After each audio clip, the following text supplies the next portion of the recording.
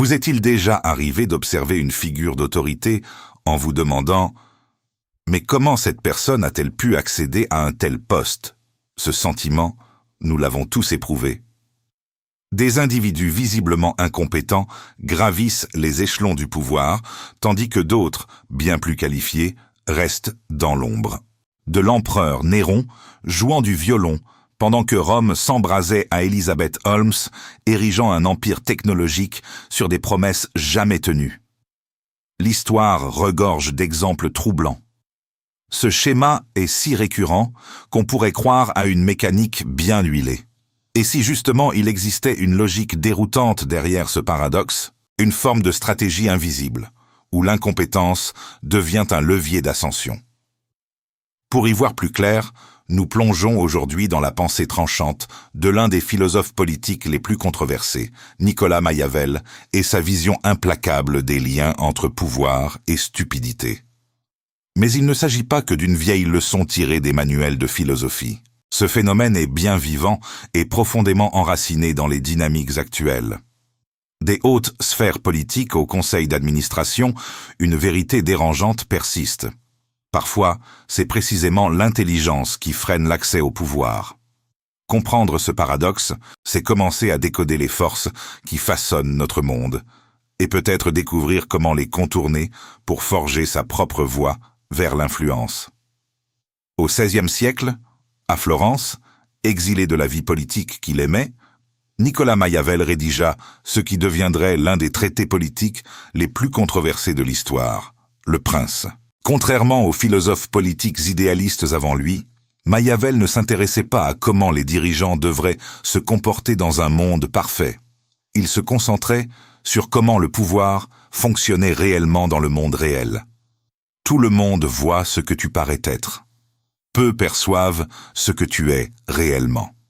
Cette déclaration touche au cœur de la pensée machiavélienne. Il comprenait que la perception compte souvent plus que la réalité pour acquérir et conserver le pouvoir.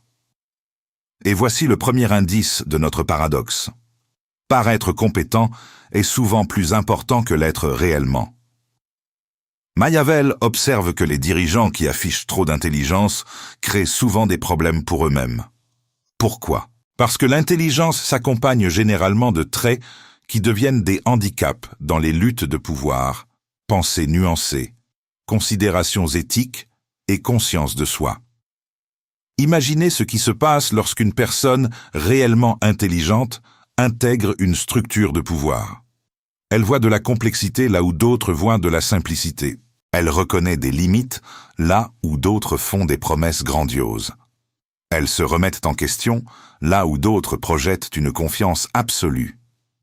Dans des contextes où l'affirmation péremptoire l'emporte sur la délibération réfléchie, ces traits intellectuels deviennent des handicaps. Comparez Socrate, qui remettait tout en question et fut finalement condamné à mort par la démocratie athénienne aux leaders populistes, à travers l'histoire qui ont accédé au pouvoir en offrant des certitudes simples et absolues. La célèbre sagesse socratique « Je sais que je ne sais rien » fit de lui un géant philosophique, mais un échec politique. Pendant ce temps, d'innombrables dirigeants ont prospéré en prétendant détenir seuls toutes les réponses. Une étude controversée de 2017 dans le journal de Management a révélé quelque chose de dérangeant. L'intelligence corrèle positivement avec l'efficacité du leadership, seulement jusqu'à un QI d'environ 120. Au-delà, une intelligence supplémentaire devient en fait un obstacle à l'émergence du leadership. Les chercheurs suggèrent que les personnes exceptionnellement intelligentes ont du mal à connecter avec et influencer ceux qui ne peuvent suivre leur schéma de pensée complexe. Réfléchissez-y. Être trop intelligent pourrait vous empêcher d'obtenir des postes de direction. Que vous adhériez ou non à cette étude, elle nous pousse à reconsidérer quel type d'intelligence aide réellement à gagner du pouvoir. Mais l'intelligence brute n'est pas le seul facteur en jeu. Si l'intelligence peut parfois être un handicap dans les jeux de pouvoir, quelle qualité aide réellement les gens à gravir les échelons ? Ceci nous amène à un principe psychologique expliquant pourquoi nous suivons si souvent les mauvaises personnes. Avez-vous remarqué comment la voix la plus forte dans une pièce devient souvent la plus influente? Peu importe ce qu'elle dit réellement. Ce phénomène plonge ses racines dans notre psyché. Dans les années 1990, les psychologues David Dunning et Justin Kruger ont identifié ce qu'on appelle maintenant l'effet Dunning-Kruger. Le biais cognitif, où les personnes peu compétentes surestiment dramatiquement leurs capacités, tandis que les vrais experts ont tendance à sous-estimer les leurs conscients de tout ce qu'ils ignorent. Le fou croit être sage, mais le sage se sait fou. Shakespeare a saisi ce principe de siècle avant que la psychologie ne lui donne un nom. Mais Machiavel l'aurait immédiatement reconnu comme une vérité fondamentale des dynamiques de pouvoir. Les recherches modernes confirment que ce biais opère dans les contextes de leadership. Une étude de 2020 publiée dans le Journal of Personality a révélé que les individus affichant une surconfiance étaient plus susceptibles d'être perçus comme des leaders par leurs pairs, indépendamment de leurs compétences réelles. L'apparence de certitude était plus persuasive qu'une expertise démontrée. Pensez à des figures comme George Armstrong Custer, dont la confiance suprême a conduit à des décisions militaires catastrophiques, tout en lui valant des promotions rapides et des adeptes dévoués. Ou observer l'industrie technologique, où les fondateurs parlant en termes visionnaires absolus obtiennent souvent des financements massifs au détriment d'entrepreneurs plus mesurés et expérimentés. Adam Neumann illustre ce phénomène. Malgré un modèle économique fragile, sa confiance inébranlable lui a valu des milliards d'investissements et une suite quasi sectaire. Ce schéma se répète mondialement. Masayoshi Son de SoftBank, au Japon, a perdu 70 milliards de dollars dans des investissements ratés, tout en maintenant la confiance des investisseurs par la seule force de sa personnalité. Les oligarques russes sont montés non par compétence, mais par connexion et confiance durant la privatisation post-soviétique. Singapour, en revanche, a construit des garde-fous spécifiquement conçus pour empêcher la confiance de l'emporter sur la compétence dans la sélection des leaders.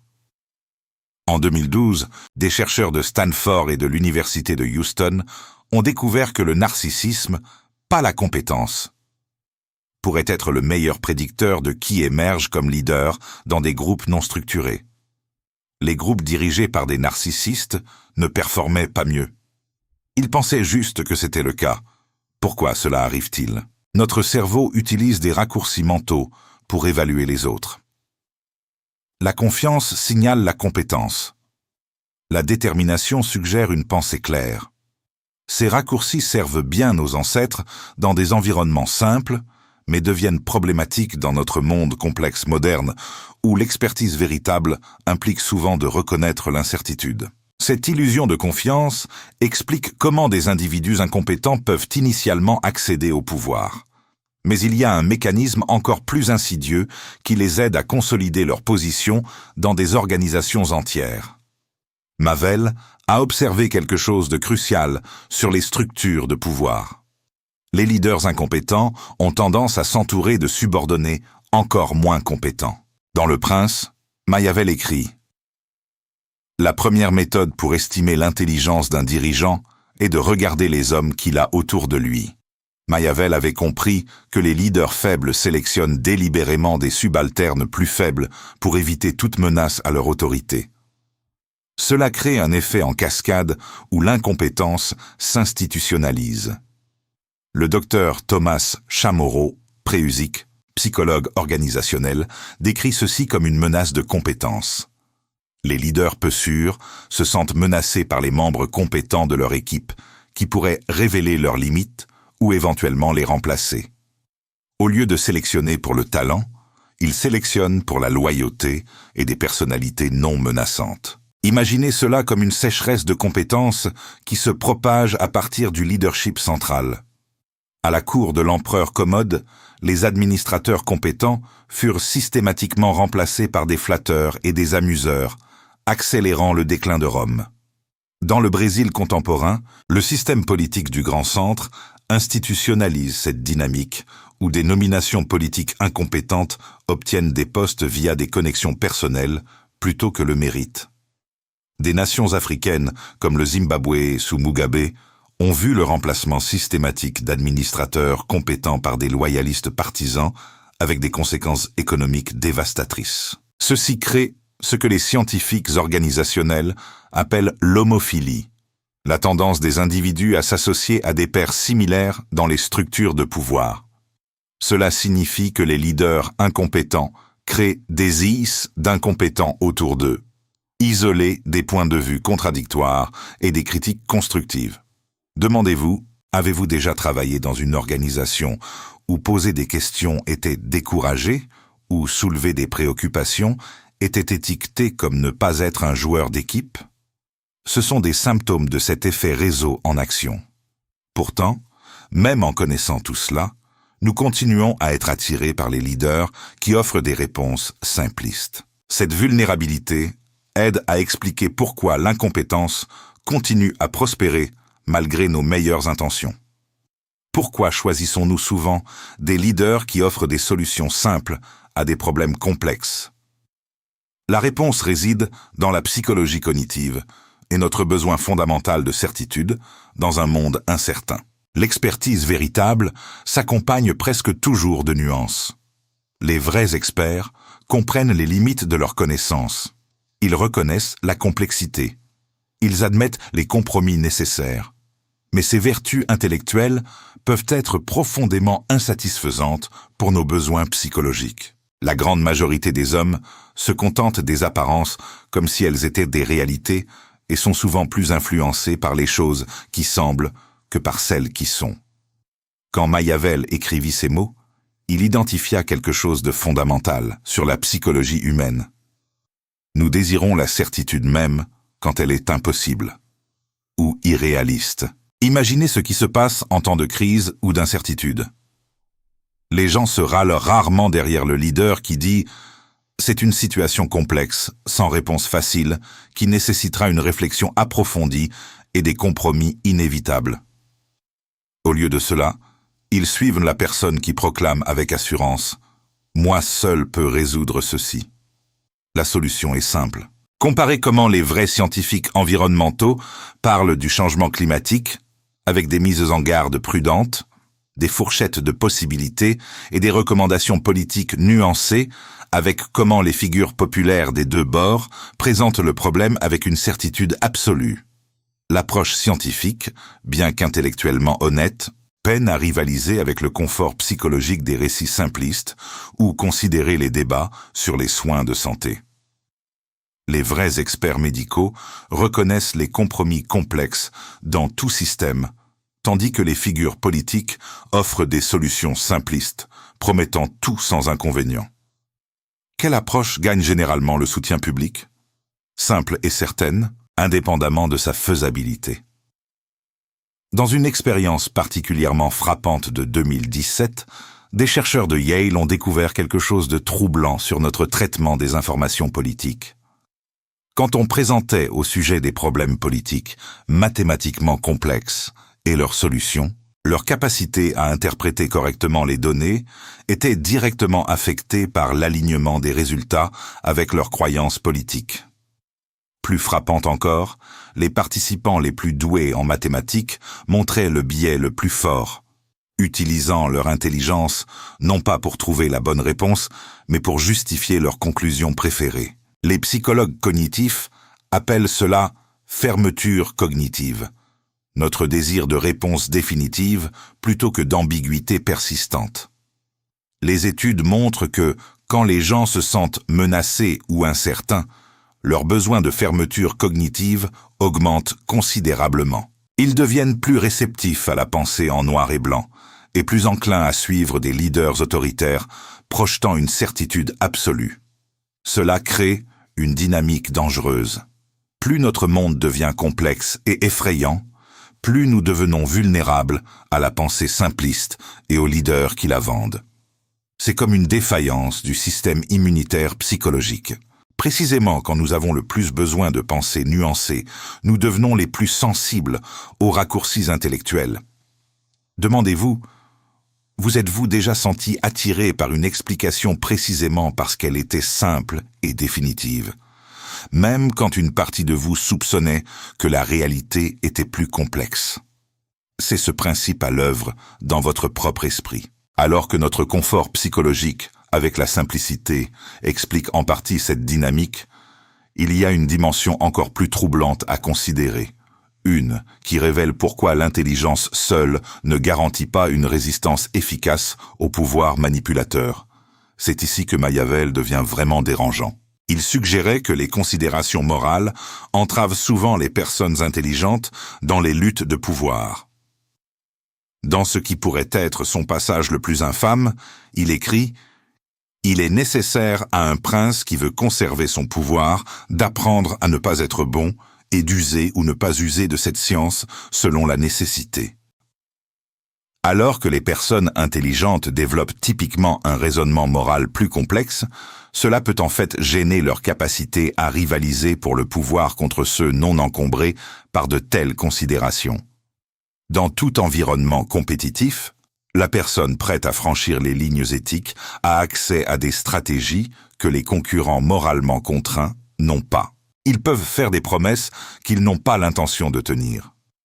Ils peuvent saper leurs rivaux par la tromperie. Ils peuvent exploiter des peurs et des préjugés que d'autres refusent de toucher. Comparez les destins contrastés de Cicéron et Jules César dans la Romèque. Cicéron, brillant et plein de principes, a finalement perdu la lutte de pouvoir face à César, qui n'avait aucun scrupule à franchir le Rubicon, littéralement et figurément, brisant des normes que ses adversaires se sentaient obligés de respecter. Dans les contextes modernes, nous voyons des candidats éthiques lutter contre des opposants prêts à employer la tromperie et l'assassinat de caractère. Dans les contextes organisationnels, des chercheurs de l'Université de Colombie-Britannique ont découvert que des traits psychopathiques, comme le manque d'empathie, étaient positivement associés à une progression rapide lorsqu'ils étaient combinés avec du charme social. Ce schéma apparaît de manière transculturelle de l'archétype de la femme d'affaires impitoyable chez nous, en Chine, aux entreprises nordiques, où des études montrent que malgré l'accent culturel sur la collaboration, les leaders manipulateurs surpassent souvent leurs pairs plus éthiques en vitesse d'avancement. Cela crée ce que les théoriciens des jeux appellent une course vers le bas. Quand des tactiques contraires à l'éthique réussissent, les autres subissent la pression d'adopter des approches similaires ou d'être laissés pour compte. Avec le temps, cela peut transformer des systèmes entiers, rendant les comportements contraires à l'éthique normaux plutôt qu'exceptionnels. Comprendre ces dynamiques sombres pourrait donner l'impression que la situation est désespérée, mais tous les environnements ne récompensent pas également l'incompétence et les comportements contraires à l'éthique. En reconnaissant quelles conditions favorisent la stupidité et le pouvoir, nous pouvons commencer à concevoir des systèmes qui sélectionnent pour le vrai mérite. Machiavel comprenait que différents environnements récompensent différentes qualités. Certains contextes sélectionnent naturellement pour la compétence, tandis que d'autres créent un terrain fertile pour l'incompétence. Qu'est-ce qui détermine quel type d'environnement se développe? Plusieurs facteurs structurels. Premièrement, les boucles de rétroaction et les structures de responsabilité. Dans les environnements avec un retour clair et immédiat décision, l'incompétence est rapidement exposée. Pensez à un chirurgien dont les patients meurent systématiquement ou à un ingénieur dont les ponts s'effondrent. Ces domaines tendent à sélectionner pour la vraie compétence parce que l'échec est évident et conséquent. Mais dans les environnements où le retour est retardé, indirect ou facilement manipulé, l'incompétence peut prospérer indéfiniment. Système politique, où les résultats peuvent être blâmés sur les prédécesseurs ou des facteurs externes. Hiérarchie corporative, où les résultats peuvent être obscurcis par une comptabilité créative. Paysage médiatique, où être divertissant importe plus qu'être précis. Ce sont tous des terrains fertiles pour que les incompétences s'élèvent. Deuxièmement, la conception institutionnelle et la distribution du pouvoir.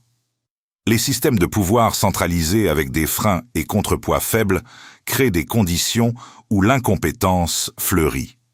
L'effondrement de l'Union soviétique fut accéléré par un système concentrant la prise de décision entre des mains non responsables.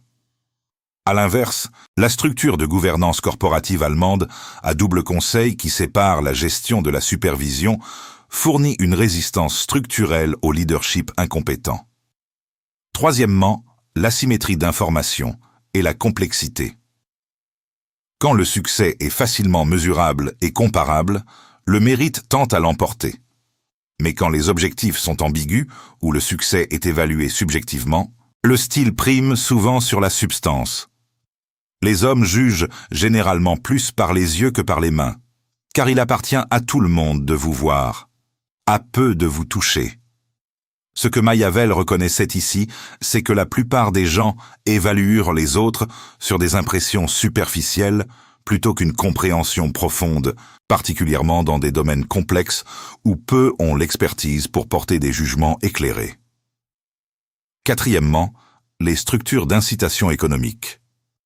Les systèmes récompensant la performance à court terme plutôt que les résultats à long terme créent un terrain fertile pour un leadership incompétent mais charmant.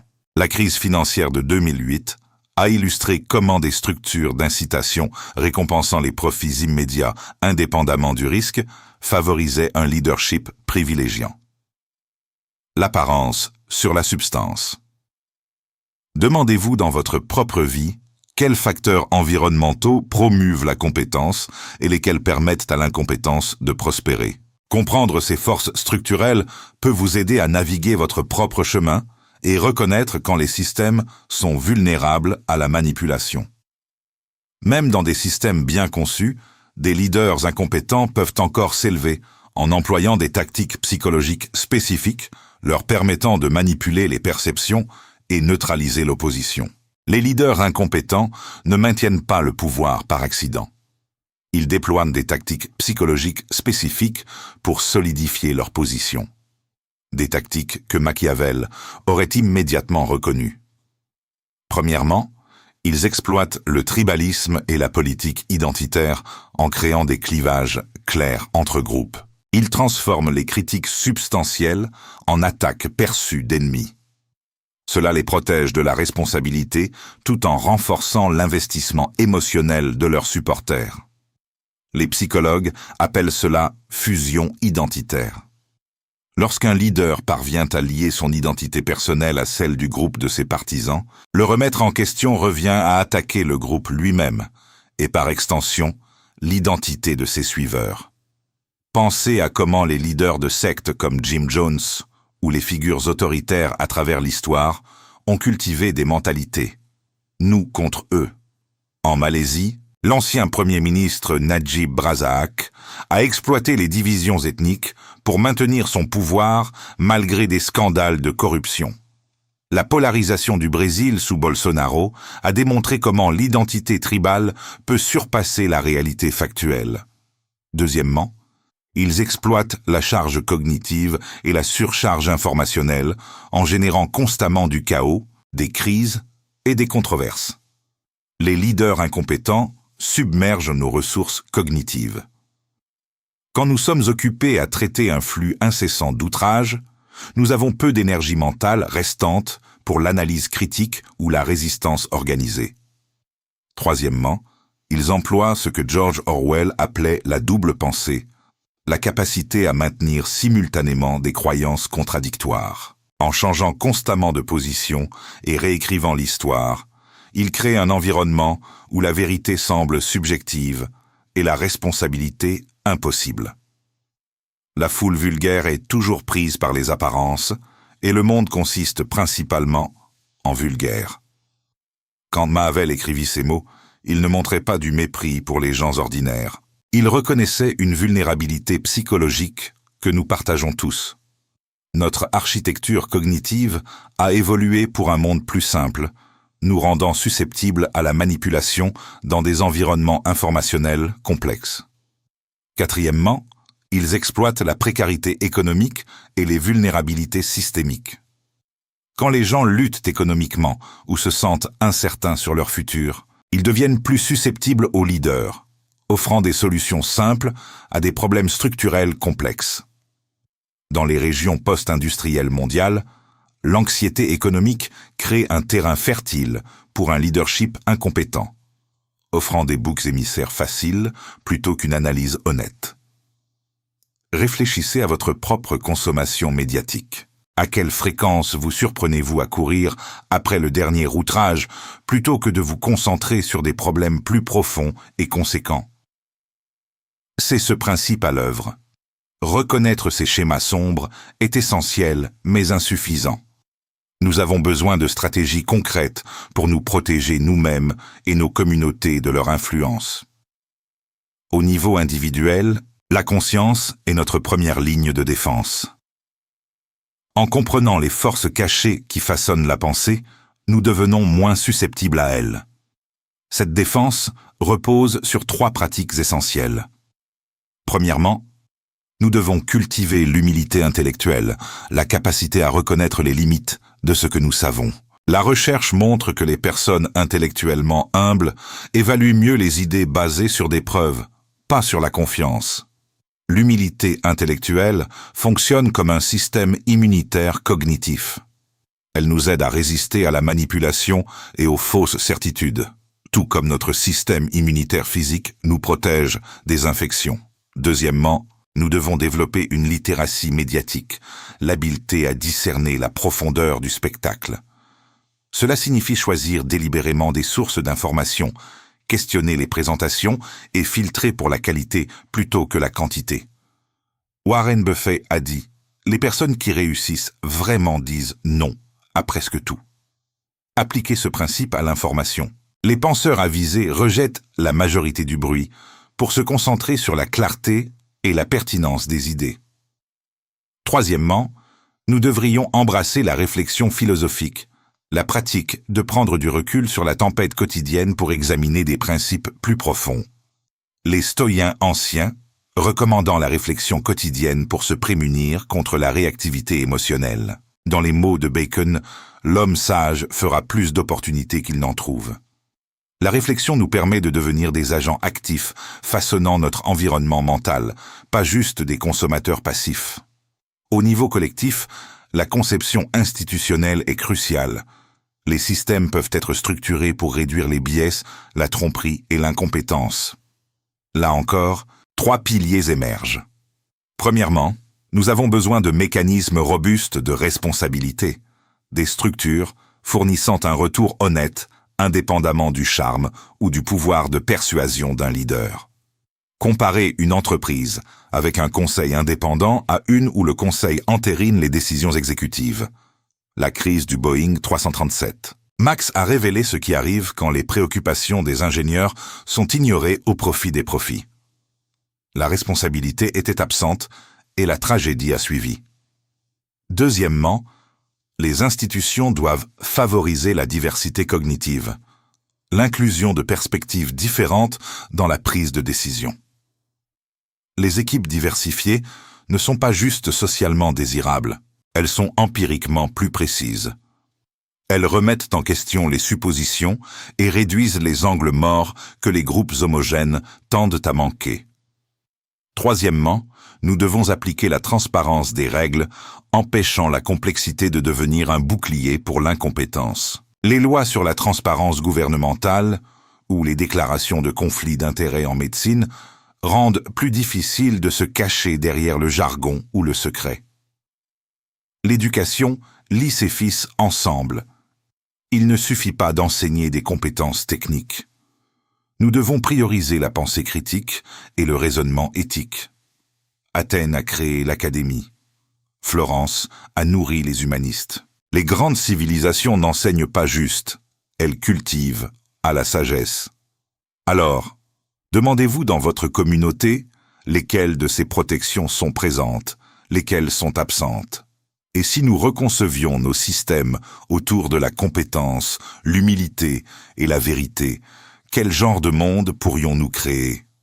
Alors que nous atteignons la fin de cette exploration, nous retournons vers l'homme qui l'a inspiré. Que dirait Machiavel de notre situation moderne? Machiavel a été mal compris pendant des siècles. Il ne préconisait pas les schémas sombres qu'il décrivait. Il les exposait. En comprenant comment le pouvoir fonctionne réellement, plutôt que comment nous souhaitons qu'il fonctionne, il croyait que nous pouvions créer de meilleurs systèmes de gouvernance. Ce ne sont pas les titres qui honorent les hommes, mais les hommes qui honorent les titres. Cette observation profonde nous rappelle que l'autorité elle-même ne mérite aucun respect inhérent. Le pouvoir doit être gagné par un usage digne, indépendamment de qui le détient. L'intersection de la philosophie politique machiavélienne et de la psychologie moderne révèle des vérités inconfortables sur la nature humaine et les systèmes sociaux. Mais les vérités inconfortables sont précisément ce dont nous avons besoin si nous espérons créer de meilleurs futurs. Le chemin vers l'avant n'est pas de prétendre que ces dynamiques n'existent pas, c'est de les comprendre assez profondément pour les transcender. C'est de concevoir des systèmes tenant compte des vulnérabilités humaines plutôt que de les exploiter. C'est de développer des pratiques personnelles renforçant notre résistance à la manipulation. Plus important encore, c'est de reconnaître que tandis que la stupidité peut parfois gagner du pouvoir, l'intelligence couplée avec le courage moral reste notre meilleur espoir pour créer des sociétés où le mérite importe vraiment.